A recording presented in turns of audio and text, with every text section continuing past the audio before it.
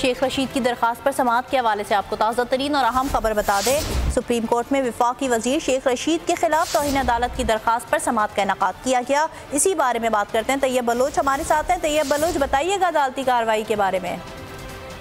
جی، supreme court میں وفاقی وزیر ریلوے شیخ رشید کے خلاف توہین عدالت کی درخواست پر سماعت ہوئی اور سماعت جو ہے جسٹس شیخ عظمت سعید کی سربراہی میں 3 رکنی بینچ نے کی اور دوران سماعت عدالت نے کمشنر اور ڈپٹی کمشنر کو طلب کر لیے اور عدالت کہنا تھا کہ جبکہ عدالت نے ایڈیشنل اٹارنی جنرل پنجاب کو 24 گھنٹے میں ہدایات لینے کا حکم دے دیا ہے اور اس کے پر جسٹس جاز الحسن کا کہنا تھا کہ کیا پنجاب حکومت بھی قبضہ گروپ بن گئی ہے، حکم نامہ تھا کہ کوئی قبضہ نہیں نہ کرے، بلکہ جسٹس جاز الحسن کا یہ بھی کہنا تھا کہ وہاں پر دیواریں گرا دی گئی اور درخت کاٹ دیے گئے۔ 24 گھنٹے میں اس حوالے سے ہدایات لے کر عدالت کو آگاہ کیا جائے۔ جسٹس عظمت سعید شیخ کا کہنا تھا کہ ہم 2 حکم امتناع دینے کی ضرورت نہیں سمجھتے اور جب جو حکم دے رہے ہیں اسی پر ہی عمل کیا جائے، جبکہ جسٹس جاز الحسن کا کہنا تھا کہ دیواریں گرنے سے گرلز گائیڈ کی عمارت عیاں ہو گئی ہے، گرلز گائیڈ کی عمارت میں بچیاں ہیں اور ان کی سرگرمیاں جو ہے وہ باہر سے لوگ ان کو دیکھ سکتے ہیں۔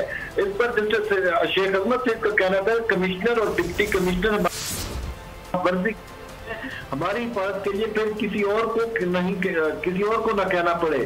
اس پر ایڈوکیٹ جنرل پنجاب کا کہنا تھا کہ امید ہے بات یہاں تک نہیں پہنچے گی اور ہم ہر ممکن کوشش کریں گے کہ عدالت کو مطمئن کر سکیں۔ اس پر جسٹس شیخ عظمت سعید کا کہنا تھا کہ بات نکلے گی تو پھر بہت دور تک جائے گی۔ ایڈیشنل ایڈوکیٹ جنرل پنجاب نے کہا کہ جو بھی نقصان ہوا آج سے ہی اس کی مرمت شروع کرا دیتے ہیں۔